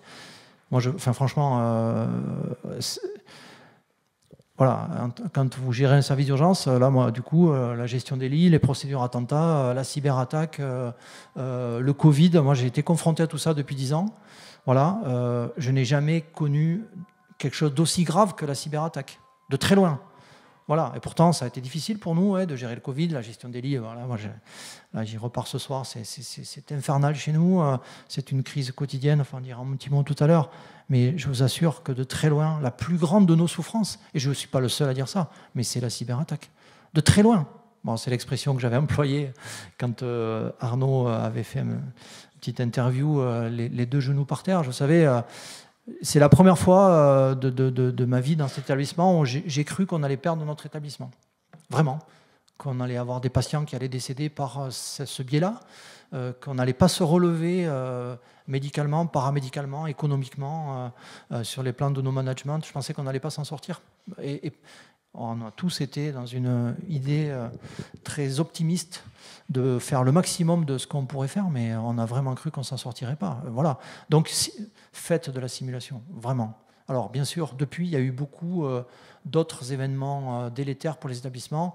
Alors, encore une fois, pas faire de nombrilisme, je ne suis pas sûr que d'autres établissements aient eu une telle attaque. Alors, ça a peut-être permis aussi, je vous le dis, parce que très vite, je me suis exprimé auprès de la direction en disant que moi, je souhaitais partager ça avec d'autres personnes. Voilà, bon, je ne vais pas faire ça pendant 15 ans à parler de la cyberattaque de l'hôpital de Dax, mais par contre, voilà, médicalement, je crois que ça ne s'était pas trop fait. Moi, ça me paraissait très important de partager. Et probablement aussi que notre malheur a peut-être incité les établissements ou certains à renforcer leur ligne informatique. En tout cas, oui, pour répondre à votre question, monsieur le directeur, moi je serai vous. Je m'y mettrai. Oui, toujours sur le plan de continuité d'activité, on a des questions qui nous demandent si vous avez travaillé sur des procédures dégradées a posteriori par service, onco, urgence, réa, imagerie. Et en fait, d'une façon générale, la méthodologie de constitution de ce plan de continuité ou de reprise d'activité, est-ce qu'elle doit faire intervenir vraiment tous les interlocuteurs ou c'est une inertie vraiment trop complexe? Parce que comme tu le disais, par exemple, pour les cellules de crise, limité à 6 intervenants, c'est comme ça qu'on avance. Est-ce que tu as un conseil sur la méthodologie de la synthèse de ces plans de continuité d'activité? Alors encore une fois, nous, il y a vraiment une grosse différence de constitution, de composition entre la cellule de crise et le plan de reprise d'activité. Encore une fois, je pense qu'une cellule de crise, il n'y a pas besoin d'être très nombreux, sauf dans des situations comme ça. Il faut que tu puisses diffuser de l'information. Alors, est-ce que ça doit être 25, ça doit être 20, ça doit être 15, j'en sais rien, mais 5 ou 6 personnes, à mon avis, ce n'est pas suffisant. En revanche, le plan de reprise d'activité, ils étaient peu nombreux, je t'ai dit, il y avait le PCME, le directeur par intérim ou la directrice d'astreinte, le directeur des services informatiques, d'accord, et un représentant de pôle ponctuellement. En tout cas, c'est 3 ou 4 personnes, et je pense que ça doit être comme ça. Et c'est-à-dire que si tu commences à mettre trop de personnes, tu t'en sors pas. Alors en effet, est-ce qu'il y a une stratégie qui a été développée pour l'instant? Je dis c'est en cours. En revanche, on n'a pas relancé de tests en radiothérapie ou de simulation d'impact sur un service de médecine. On n'a pas fait ça. Laissez-nous souffler un peu quand même. Après, ça fait partie de la stratégie que doit mener un établissement. Encore une fois, nous n'avons pas, et c'est bien normal, les chefs de service ou les représentants de pôle étaient conviés à ce plan de reprise d'activité. C'est hautement stratégique, mais tu ne peux pas y mettre trop de monde. À mon sens, c'est vraiment 3 ou 4 personnes qui connaissent parfaitement l'établissement, et c'est ce qu'ils ont fait d'ailleurs, voilà, mais il ne faut pas mettre 10 personnes là, sinon ça ne fonctionnera pas. Après, encore une fois, ça fait partie, on va en discuter maintenant sur l'analyse, mais voilà, ça fait partie encore des points sur lesquels on souhaite communiquer. Voilà. Et on le fera avec, bien volontiers. Voilà. Alors après, c'est vrai que c'est difficile de donner des conseils par rapport à cette stratégie à moyen ou long terme, mais en tout cas, on va partager ça avec vous, évidemment. Jean, est-ce que tu penses qu'on a encore le temps de prendre une question? Il me reste une quinzaine de diapos derrière. D'accord, il nous reste une demi-heure. Ça va aller vite derrière. Juste une toute petite question, alors, parce que tu n'en as pas du tout parlé. L'EFS, il était totalement indépendant de vous et lui n'a pas été impacté. Non. Il a pu vous servir comme... Non, alors... Il a été impacté, oui, en effet, j'en ai pas parlé. C'est un petit peu les choix. Gros impact, et vous allez le voir, pardon. Tout à l'heure, dans les logiciels qui dysfonctionnent, on a perdu 18 mois de dossiers transfusionnels. 18 mois. C'est-à-dire qu'il y a des patients pendant 18 mois, mais quand ils arrivent aux urgences, quand ils arrivent dans le service, quand ils arrivent à l'hôpital de jour, on ne sait pas s'ils ont été transfusés ou pas. Perte sèche, tout donné. Voilà. Mais en direct, pareil, gros dysfonctionnement. Ça a été, voilà, manuellement. Donc c'est compliqué quand même parce que voilà. Le FS, il est chez vous ou il est chez nous? Ouais, vous en fait. Mais juste à côté du labo. Juste à côté, mais ça reste quand même le FS, c'est-à-dire c'est leur propre système d'information et qui a quand même été infecté. Oui. Ah ouais. Donc par contamination. Bien sûr, du coup. Ouais. Ouais, ok. Non, mais c'est important ouais. À savoir parce que c'est un partenaire essentiel malgré tout. Ouais. J'enchaîne, Arnaud? Oui, j'en continue, Ok. je t'en prie. Très bien. Donc voilà, bon là je vais aller un petit peu plus vite pour vous dire que, en tout cas, ça a été le souhait de l'établissement et de beaucoup d'entre nous. On a été un petit peu plus loin dans l'analyse. Voilà, rétexte, communication, congrès, formation, etc. Une étude sociologique, je vais y revenir, et quelques analyses internes. En tout cas, ça c'est à vos dispositions sur le site de notre établissement. Il y a enfin un bilan, un rétexte à 6 mois et 1 an, simplement pour vous dire ça. Je vous en ai parlé un petit peu tout à l'heure, mais le DPI, on le récupère au bout de 6 mois dans 3 services. Donc voilà, 3 services. Donc les 3/4 des services ne sont pas encore servis. Il y a beaucoup d'instabilité, puis on a 30 000 dossiers à récupérer. Ça vous parle, monsieur le directeur, 30 000 dossiers. Non, donc bon, c'est impossible, quoi, voilà. Donc on a essayé d'en récupérer un certain nombre, mais bon, clairement, beaucoup de dossiers perdus et des pertes financières, évidemment. À 1 an, ce que vous disiez tout à l'heure, voilà, des logiciels plus ou moins opérationnels. La dictée numérique, ça ne fonctionne toujours pas. Les mots vigilance, j'ai dit tout à l'heure, donc perte sèche de données pendant 18 mois. La télémédecine, ça a été très compliqué à relancer. Voilà, les logiciels de radioprotection qui ne fonctionnent pas bien.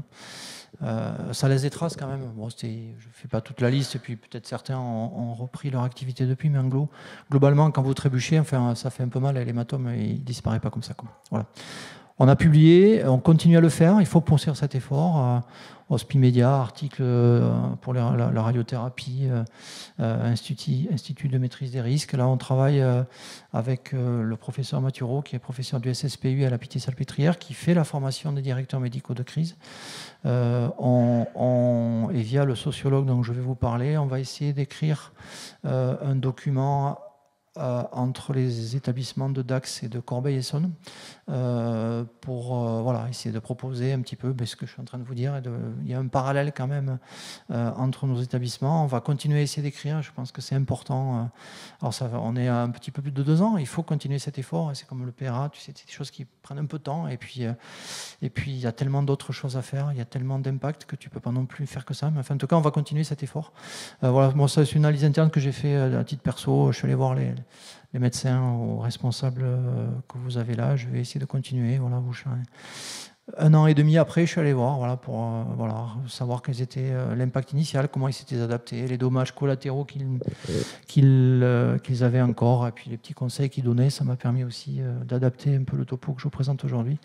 Mais bon, voilà, c'est chouette de rediscuter de ça maintenant, une fois que tout est posé et que ça va mieux, voilà. Et puis c'est ouvrir le dialogue aussi. Je pense au directeur des affaires financières qui est un petit peu isolé dans son coin. Et il était content de pouvoir échanger. Et pour lui aussi, il a vécu quelque chose d'assez dramatique à titre perso. C'est difficile, voilà. Donc on a pu analyser ça en interne, en études sociologiques. Bon, là, je passe rapidement, mais si vous le souhaitez, Arnaud, si certains te le demandent, je vous enverrai ça. Il y a une analyse d'une 40aine de pages qui est passionnante. Alors en fait, ce sociologue, c'est un sociologue d'EDF que j'ai rencontré sur la formation des directeurs médicaux de crise, et je lui ai proposé, je l'ai présenté à notre direction pour qu'ils viennent faire une étude dans notre service, dans notre établissement, pardon. Voilà, bon, c'est chouette d'avoir un regard un peu de travers, un regard différent. Et en tout cas, ça nous a apporté quelque chose. Il nous a fait un rétexte pendant 2 heures qui était très très intéressant. Voilà, bon, sur l'importance et la limite des procédures dégradées, sur les innovations qu'on avait pu mettre en place à titre collectif, individuel, ce qu'on avait réussi à faire au niveau de management, de bien, de pas bien, les traces que ça laisse sur le plan relationnel, et puis le pilotage, on en a parlé tout à l'heure, les dimensions stratégiques du PRA, des choses qui ont fonctionné, d'autres moins bien. Enfin, en tout cas, c'était intéressant, et si ça vous intéresse, je vous ferai passer ça bien volontiers. En tout cas, la dynamique d'émotion, ça c'est des mots employés par les personnels, quels qu'ils soient, direction, médecins, paramèdes, tous les personnels de l'établissement. C'est voilà, comme quand on est confronté à un décès probablement, avec des mots assez forts, et ce qu'il en reste derrière quand même, c'est pour certains de la colère, de la tristesse, de la lassitude. Tout ça, c'est la réalité de notre établissement. C'est exactement ça qui s'est passé. Pour finir, 2 mots importants sur la sécurité des systèmes d'information et sur le rapport humain. Je tiens à finir là-dessus. Voilà notre directeur de services informatiques. Il a repris le sourire, mais je vous assure qu'il ne l'avait pas. Son sourire a été effacé pendant très très très longtemps. Moi, c'est quelqu'un de vraiment bien, qui essayait, comme tu le fais Arnaud, avec beaucoup d'énergie, de renforcer les lignes. Il avait commencé à le faire et il s'est senti en difficulté et il a eu un sentiment de culpabilité. On en était là quand même, hein, de honte un peu. C'est ça la réalité. Donc je suis, voilà, c'est quelqu'un de chouette. Je suis content de le voir sourire, mais encore une fois, il était pas très bien, évidemment, comme beaucoup d'entre nous. Vous l'avez dit, monsieur le directeur, tout à l'heure, la question n'est pas de savoir si cela va arriver, mais quand. Alors, c'est une phrase un petit peu, un petit peu lourde de sens, mais pour autant, enfin, vous avez vu le nombre d'hôpitaux qui ont été cyberattaqués, vous avez vu le nombre d'entreprises qui sont cyberattaquées et dont certaines mettent la clé sous la porte. Ça, c'est la réalité. À quoi allons-nous être confrontés ? La gestion des lits, c'est quelque chose d'enquisté dans notre établissement depuis 10 ans. Les attentats, on a eu le temps de s'y préparer. Le Covid, dans notre région, oui, ça a été un peu plus rapide, c'est une mèche longue, mais par contre, la cyber, c'est une mèche courte. Là, ça nous a explosé au visage. La suivante, je ne sais pas, est-ce que ça sera des cyberattaques ou d'autres crises auxquelles on n'est pas préparé, ou qu'on n'imagine même peut-être pas aujourd'hui, mais enfin, en tout cas, il faut se préparer probablement à ce qu'on soit mis en difficulté, possiblement, dans nos établissements. En tout cas, notre devoir, c'est de soigner les patients, mais encore faut-il avoir les moyens nécessaires, en toute sécurité, de le faire. En tout cas, ça vous le savez, il y a un niveau d'incertitude qui est au maximum actuellement. En moins de 3 ans, ça a commencé avec le CHU de Rouen qui n'a pas souhaité communiquer à ce moment-là, mais encore une fois, j'ai aucun jugement par rapport à ça. Et depuis, un enchaînement un peu diabolique dans les établissements. On est confronté, en tout cas, à un niveau insuffisant de connaissance de risque cyber. Moi, le premier, tout ça, j'ignorais tout ça. Et d'anticipation de ce risque, c'est ce que vous faites aujourd'hui. Ça me paraît fondamental. Et encore une fois, bravo au groupe de projet de mener tout ça. C'est un boulot extraordinaire que nous n'avions pas fait nous et qui va porter ses fruits dans votre établissement, c'est certain. Enfin, en tout cas, c'est des menaces graves, je l'ai dit tout à l'heure, les pertes de patients, la gestion globale de l'établissement est remise en question. Et nous, on a failli trébucher définitivement. En tout cas, c'est des moyens prioritaires. Le risque est élevé, maximum certainement. Nous, il y a des carences technologiques avec des solutions de cybersécurité qui, dans beaucoup d'endroits, ne sont pas adaptées, insuffisantes, poreuses. Il faut y mettre les moyens, évidemment. En tout cas, ils sont dans beaucoup d'endroits insuffisants en termes de connaissances et d'anticipation. Et puis, il y a des carences culturelles, tout simplement. Enfin, nous, une des premières réactions, mais comment est-ce que nous, qui sommes des personnels soignants, dans un hôpital qui est censé être bienveillant auprès des patients, comment est-ce que des gens peuvent être malveillants à notre rencontre ? Et vous pouvez oublier tout ça. Vous pouvez oublier tout ça. Ça, c'est très naïf, et nous l'étions. Bien sûr qu'il n'y a aucune gêne à impacter les établissements de soins maintenant. Ça va probablement aussi imposer que vous acceptez certaines contraintes des règles de cybersécurité, même si elles sont faites ou proposées avec beaucoup de bienveillance, mais il va falloir les respecter et c'est nouveau. Je vais finir là-dessus, c'est ma dernière diapo pour vous dire que, mais j'y tiens beaucoup, l'image de l'iceberg, ce que vous voyez, les facteurs cognitifs, ceux qui intellectuellement vous gouvernent, et en tout cas ce que vous voyez, ce que vous avez en surface, nos organisations, le travail que vous accomplissez au quotidien, sur un plan essentiellement collectif et personnel, tout ça c'est cadré, c'est intellectuellement bien ressenti, mais par contre ce que vous ne voyez pas, c'est tous les facteurs émotionnels. Nous, on en a souffert, les personnels en difficulté. Nous, on a discuté hier au congrès de Lorient de la résilience. Bien sûr, moi j'ai beaucoup d'attachement et d'admiration pour les personnels qui travaillent dans nos établissements, pour tout un tas de raisons. Mais ça, c'est limite. Les traumatismes physiques, mentaux, ils existent. Nous, on a eu beaucoup de gens qui ont quitté l'établissement aussi, parce que l'accumulation, bien sûr, la cyberattaque, il y a été pour beaucoup, probablement, mais pas que. Voilà, les difficultés du quotidien que vous connaissez aussi bien que moi, le Covid, tout ce qui fait la vie de notre établissement rend parfois les choses difficiles.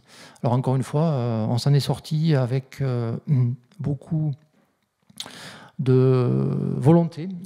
C'est une expérience humaine que, moi personnellement, je n'oublierai jamais, évidemment, avec beaucoup d'impact sur le management. mais on a surtout vu beaucoup d'engagement, de solidarité, voilà, d'innovation, de créativité, tout ça, j'en suis très fier. Et voilà, et je pense qu'il faut garder ça aussi. Vous remercier, et pour vous dire quand même que malgré le fait que Dax donne l'impression d'être un territoire hostile, il ne faut surtout pas s'approcher, parce qu'on va être cyberattaqué ou je ne sais pas quoi, mais enfin en tout cas, comme en Bretagne, j'ai été remarquablement accueilli. Merci Fabien pour toute l'organisation logistique aussi. Et encore une fois, je donne un dernier remerciement à toute l'équipe du projet. Cet accueil a été formidable, mais nous aussi on sait accueillir. Donc il y a les fêtes de Dax au mois d'août. Voilà, je serais heureux de vous y accueillir. 850 000 personnes en 5 jours, 5 nuits. Ça aussi, c'est de la gestion de crise. Mais il ne faut pas oublier ça et vous dire qu'en fait, on est assez accueillant avec les Bretons aussi. Voilà. Donc ça, c'est l'effet de Dax. Et merci à tous ceux qui ont suivi ça en direct ici et en visio. Merci beaucoup. Merci.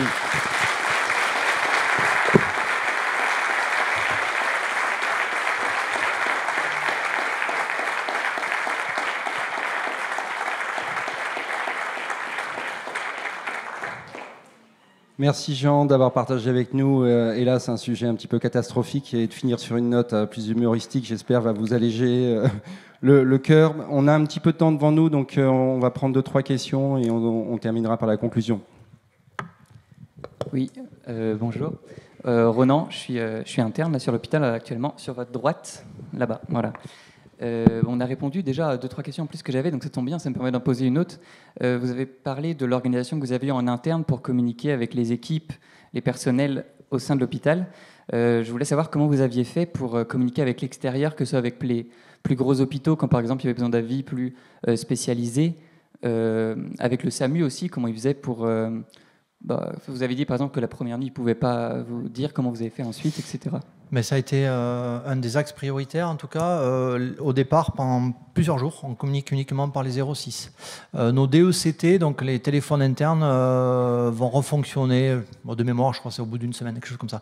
Mais en tout cas, on a fonctionné par les 06. Un des axes prioritaires de fonctionnement, ça a été le standard, et récupérer en réseau des fax pour pouvoir recevoir les missions du SAMU. Sinon, les premiers jours, c'était uniquement par 06. Entre 06, des chefs de service, du standard, voilà. Enfin, c'était très dégradé, hein. C'est-à-dire qu'il n'était pas question d'arrêter nos interventions SMUR, mais on a fait comme ça, sur les 06, et une récupération de fax hors réseau le plus vite possible. C'est comme ça a fonctionné. Après, quand vous avez besoin de l'avis du neurochirurgien, du chir thoracique, de l'ORL à Mont-de-Marsan, on passait par les 06. Voilà.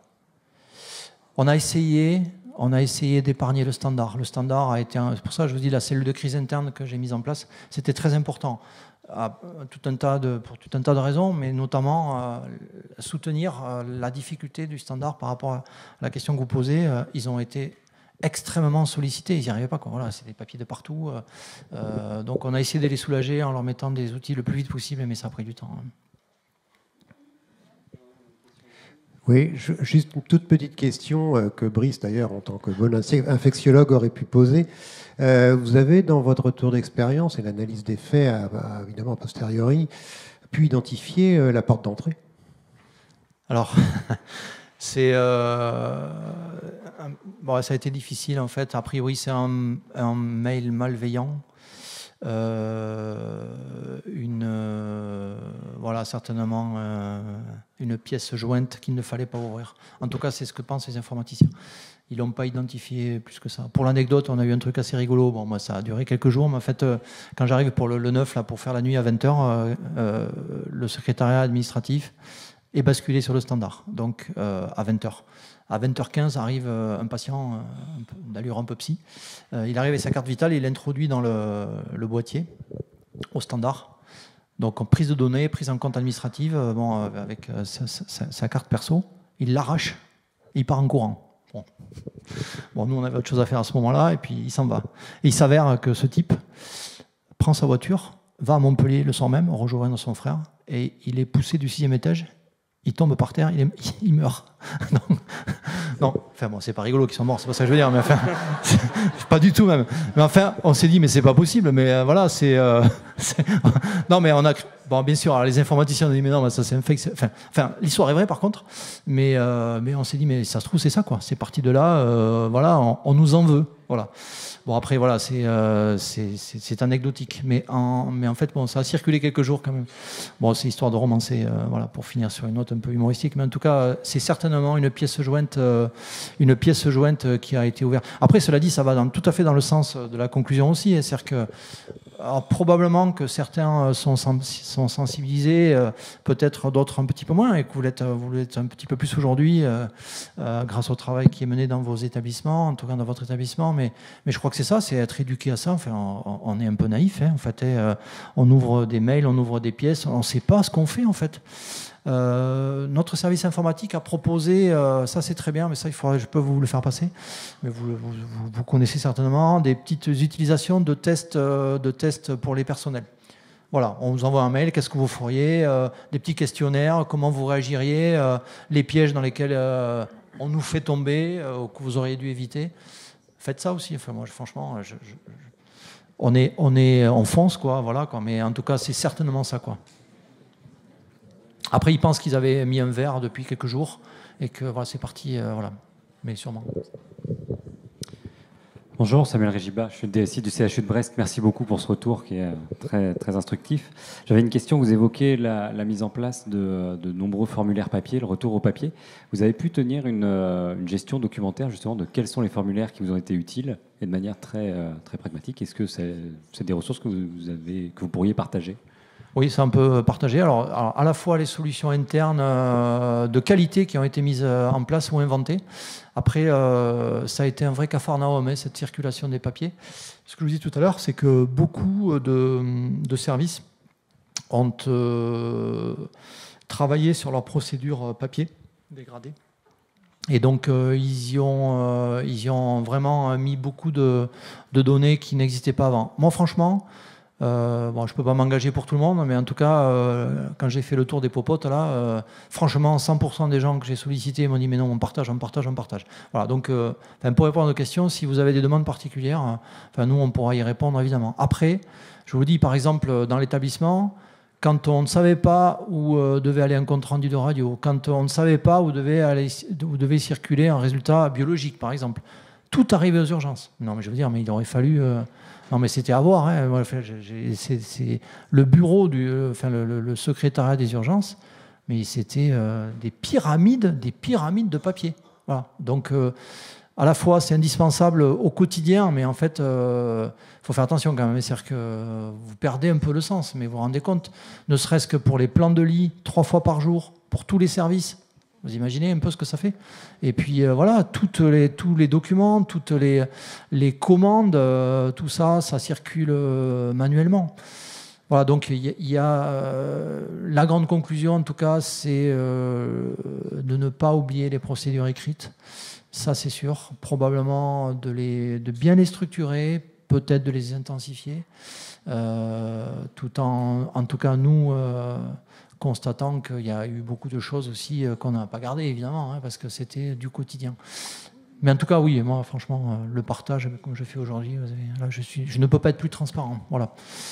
Après, on ne peut pas tout raconter. On parlait de l'EFS tout à l'heure, mais il y a aussi d'autres voilà, il y a beaucoup d'autres choses à raconter, évidemment, quoi.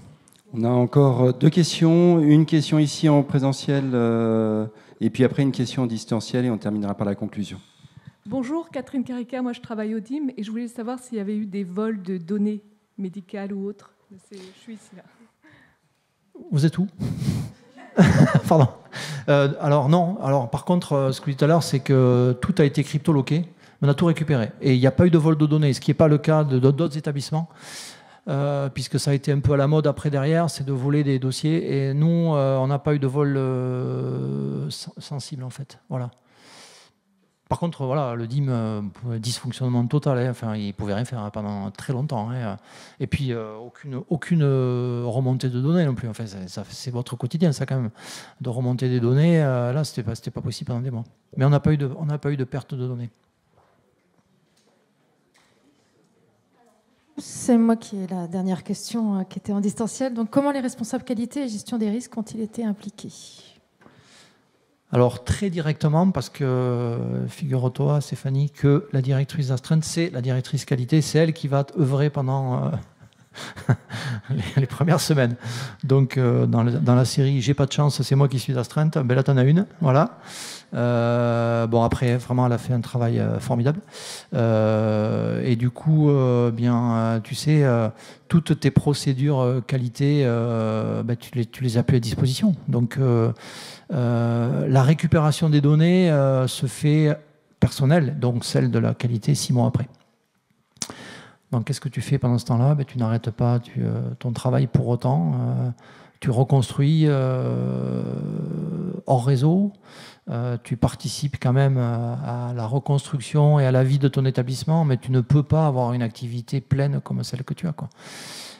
Mais tu sais, c'est une strate au milieu de tant d'autres qui a été mise au ralenti et tu t'adaptes. Je pense que elle, comme tant d'autres, voilà, ils ont croisé le doigt pour récupérer leurs données. Voilà, tous les schémas mis en place. Vous êtes à la qualité, c'est ça? Oui. Une question en distanciel, mais ma voisine derrière est... Mais c'est pour ça. Oui, j'ai directrice qualité. Okay. Mais voilà, c'était une question qu'on avait en distanciel. Tu dois faire avec soi ce qu'ont fait les radiothérapeutes et ta propre mémoire, hein, et les choses sur lesquelles tu es en train de travailler. Sinon, tu reconstruis, quoi. Voilà. Très bien. Merci beaucoup, Jean. Je vous demande de l'applaudir une dernière fois. Merci à vous.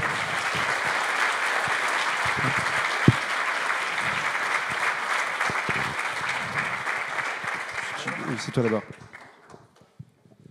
On va céder pour la conclusion la parole au docteur Brice Guerpillon. Merci Jean. C'est super sympa de nous avoir fait profiter de cette expérience qui, j'espère, va nous aider à construire nous-mêmes notre plan de continuité d'activité et va sensibiliser les usagers au bon usage de l'outil informatique, parce que voilà, on a quand même des problèmes aussi dans les spams, tout ça, comme tous les établissements, et c'est ça qui fait qu'on est des proies faciles, donc attention.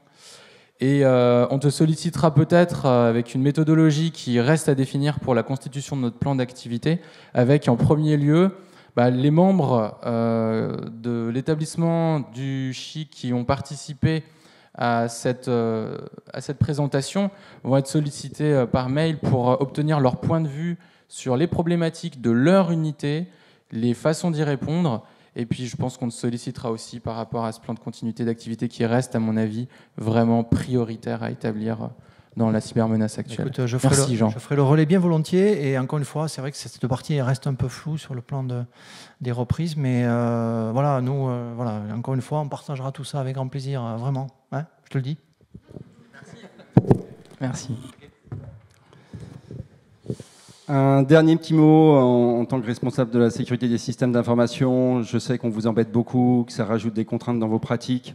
Parfois, on vous stigmatise en disant appuyez pas sur tel lien, tel mail d'hameçonnage. N'y voyez aucune stigmatisation, mais c'est à l'aune de ce que tu nous as raconté, Jean. On essaye là d'être dans le préventif pour, en temps de paix, préparer la guerre. On voit que les impacts ils sont absolument colossaux. D'ordre humain, d'ordre organisationnel, d'ordre prise en charge des patients. C'est vraiment quelque chose qui est aujourd'hui, c'est un risque qui est là, c'est très vraisemblable et très probable. Je vous présente mes excuses parce que aujourd'hui, on n'a pas des systèmes de défense et de cyberdéfense qui nous permettent de protéger l'établissement de santé. On va monter. Il faut savoir que ce risque est aussi nouveau pour nous. Ça a commencé en décembre 2019 avec l'attaque du CHU de Rouen, et puis ça continue. Vous voyez, 2 ans et demi. Et donc, il faut que nous, c'était une menace qu'on n'avait pas. Donc, forcément, une menace qu'on n'a pas, on n'y travaille pas.